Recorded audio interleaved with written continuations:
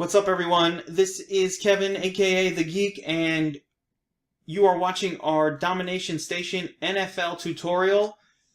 Wow, I'm super excited. NFL season's coming back, and our Domination Station is bigger and better than ever. We've added a ton of features in the offseason. What was already an awesome tool is gotten better. Our stacking features, and we're just going to run through everything here. I'm going to try to go through the basics, get into some advanced stuff, all of our stacking features, and hopefully get as much info as I can to you in a 15-minute video. So, here we go. Domination Station, NFL tutorial. Initially, you're going to go to Domination Station and pick your site. This is obviously very easy to click. We've got FanDuel, we've got DraftKings. We're going to pick our sport, NFL. We're going to pick our slate, and this is our sample projections. Normally, the slates are very important because the way FanDuel and DraftKings are breaking up slates now, there are a ton of them, and so we will have most, if not all, of the different slates broken down in the afternoons, the mornings, Friday, Saturday, Saturday, Sunday, all of that stuff. Sunday, Monday, Monday night, all that good stuff. So, first thing you see here is the games filter, and it will show you all of the games, when they're being played, what are the spreads, and what are the game totals. Basically all the info we need. As far as usefulness, the main thing here is this is a functional filter. So, if I don't want to use players from Buffalo, I can turn them off. If I don't want to use players from the Patriots, I can shut them down. Same here with Detroit and Chicago. This is just a convenience feature, but it allows you to sort of eliminate games that we don't want any exposure to, and it will pull all those players from our player pool. Other sorting methods. So, moving down from there, we have our position filters. And this comes in really handy as we're trying to figure out our QB stacks and wide receivers. So you could just filter down to the quarterbacks, the running backs, the wide receivers, etc., or look at them all. None of that is going to remove players from the player pool, but this will. So here we have our ranges. And this is the allowable range in your player pool. So let's say I don't want any players under 4,500. I can do that, and it will put 285 players in an excluded list.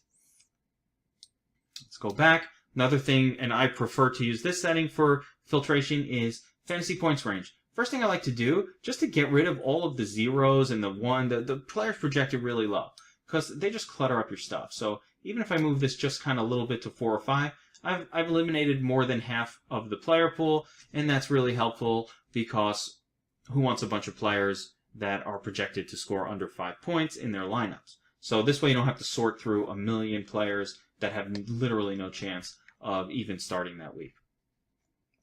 Next we have our lineup settings. So this is self-explanatory. How many lineups do you want to make? We go from 1 to 200. And these final settings here, you have your fantasy points or DFS Army points. Now basically, fantasy points are you as the user, what you've set. So if I change this to 27, then it's using a basis of 27 points for the purposes of our optimization. But let's say I've made a bunch of adjustments, then I'm like, what would happen if I just went with the core DFS Army initial projections? You can actually sort by that. But generally you want to leave this on fantasy points, which goes by what you, the user, said, as opposed to DFS Army points, which are hard-coded projections that we, as the DFS Army, come up with. All right, next setting here is uniques per lineup.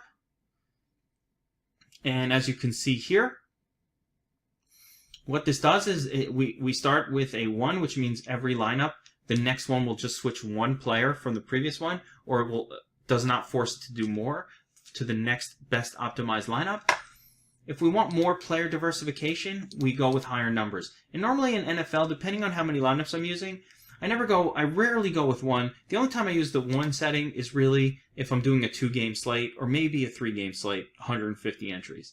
Normally I'm going 2, 3, even 4 uniques per lineup because it creates more diversification across your lineup pool. And again, when we're attacking GPPs, our goal is to win. And that means diversified player pools, catch that one perfect lineup. On the flip side, when we're looking for just a single optimized prime lineup, the best lineup on board, we do one lineup with one unique player, it doesn't matter, and we'll just get the top optimized lineup for the day, which is what some people do. Here we go. This is our top optimized lineup based on these projections. But that's pretty simple stuff, getting your top optimized lineup. So it's a lot more exciting to talk about GPP settings. All right, so moving on. We have 2 different stacking options to choose from. And all of this stuff is new for the season, or most of it is, not all. But just cool things that we've put together to make the tool more powerful, to make it more useful, to make it more awesome. So the first team stacking option is all about limiting the total number of players from each team. Use at most 6 players for which team. So here we go. We want to use, generally I use my at most settings, and my general philosophy is unless I'm stacking that team, I don't want more than 2 players from a particular team in my lineups. So we add in the rule where we're disallowing the tool from using too many players from a single team. That is not helpful. Again, the reason we want to pay attention to this is when we use the QB wide receiver or double stacks or triple stacks, we don't want to use those. So this is what I do for teams that I'm not stacking, right? When I am stacking teams, that changes. So let's say I was going to stack KC double stack. Let's say I'm using an Alex Smith, Tyreek Hill, Travis Kelce triple stack, which might never actually happen ever, unless it was a 2-game slate. But nonetheless, let's say I was doing that. Well, then I'm not going to use the same rule. I might use at most 3 players for KC because they're my stack, or 4. So, I don't think there's ever a time when we really want to use 4 players from the same team. So I would max out probably at 3 for the teams that I'm stacking because you're adding in the quarterback. So those are your team stacking options. Great. More exciting, position stacking options. Okay, so this is where the money is made. Stack QB with at least, at most, or exactly 1 player of wide receiver from same team. Okay. How about I want to do a QB wide receiver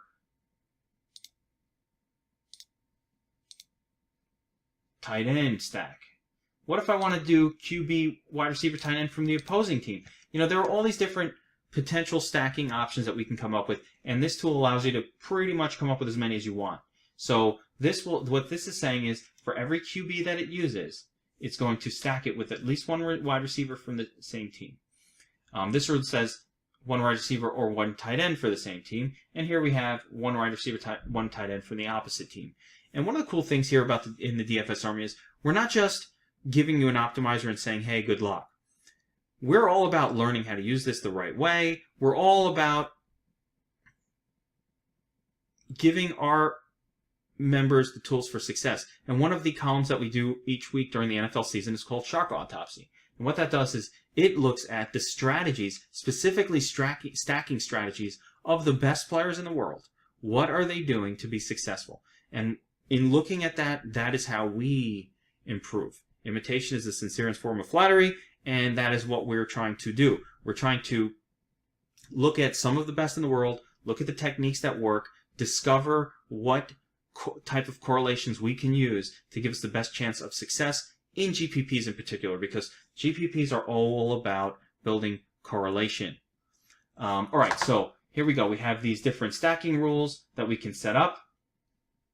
Let's just leave one of these in place. Moving on here, so moving on to the next settings here, we have our team, our player names, their position, showing all, right? Yeah. Their position, their team name, their opposing team. All right, so some of the new columns we have going on this year, we have our DVP column, which of course isn't filled out because everything's new, but this will highlight, again, in green, situations that are positive for that particular player, and in yellow or red or negative situations. So, if Antonio Brown was facing KC and they're very good at limiting wide receivers, let's say wide receivers only generally produce 90% of their average fantasy points because they're going up against a tough team. So the DVP would be 0.9 and it would be highlighted in red. Here you have your salary. Fantasy points per dollar is just a reading of value. And again, we like to sort by value. I do always like to look at the values and see who is the best values on the board in any particular slate. And this, you can sort by that and kind of get a quick look at, all right, who is considered a value this week. Remember Jordan Howard, 3,700. Wow. Last year. Okay, so this is their average points per game. This is our DFS Army projection for the week. And our projection is your user fantasy points number. Now, a couple things you can do here is you can lock in a player and set your exposures. So let's say I want to use Drew Brees, but I don't want to lock him in 100% because this will lock him 100%. So I want to use Drew Brees in between 10 to 15% of my lineups. Let's say I want to use Matt Ryan between 10 to 15%. Let's just show quarterbacks because this is really how you kind of set up a distribution anyway. And we'll turn off all these rules because some of them will conflict with some of the stuff we're doing. All right, so we're just going to use the QB with one wide receiver from the same team stack, and we're going to set up a few quarterbacks that we like. We're going to do 10% Stafford here, and this is how we set up a distribution in general, 10 to 15%. For all weeks, this is just how it's done. And I've got, let's say, 10, 20, 30, 45, so let's just finish it out with 50% Kirk Cousins, just for the purpose of moving quick. Now we're ready to optimize. Let's set it to 2 uniques and go. Now here we go. We're running. Now notice this sidebar here. This is giving you a rundown sort of in real time of the players being used and how much of them. So I get a sense of how much of each player is being used. Obviously, Antonio Brown is the most expensive, the highest projected player on the board, so it's taking him at 100%. But the reason you get a live feed of this is so you can follow the players as they're being put in and make sure that no one team or one player is kind of being forced in too often, especially if you don't want that much of them. If I only wanted to use 30% Howard and he's showing up almost in every lineup here, then rather than just limit it using our min-max projection, I'd actually reduce his projection a little bit manually so that he just doesn't show up all over the place. One of the very, very important things that I always talk about is, even though we have min-max exposures, again, awesome, we don't want to use them as a crutch. It's more important almost to first massage your projections to sort of get the exposures where you want them, and then you lock them in with the min-max. Because if you don't, what will happen is the optimizer will simply force the highest projected players into the first, let's say you limited a player to 70%, he'll be in 100% of the first 70% of your lineups, and then none of the rest, which doesn't give you an even distribution of players the way you might want. So it's really important to massage the numbers a bit to make them do what you want them to do. But I just want to point out the stacks. So we had a QB wide receiver stack, in essence forcing the tool in every lineup to pair up a quarterback with at least his receiver. And as you can see in these lineups, that is what's happening. Drew Brees, Mike Thomas, Phillip Rivers. You got Travis Benjamin, Drew Brees, Phillip Rivers, Kirk Cousins. Probably get some Jay Crowder action in here. There he is. And so on and so forth. As you can see, in just a couple of seconds, we generated 113 lineups. When we're comfortable with our distribution, we look through here and we see the percentages. A lot of times what I'll do is if I see a player not showing up enough, like let's say I really love Theo Riddick this week, but he's only in 1% of my lineups. All right, these at 1492. I'll go to 1575. And let's see what happens there. And we'll rerun it and see if our, who was that? Theo Riddick numbers actually go up a bit. So you'll kind of watch and, all right, I raised up my projection for Riddick and let's see what happens with him. And, the idea is to hopefully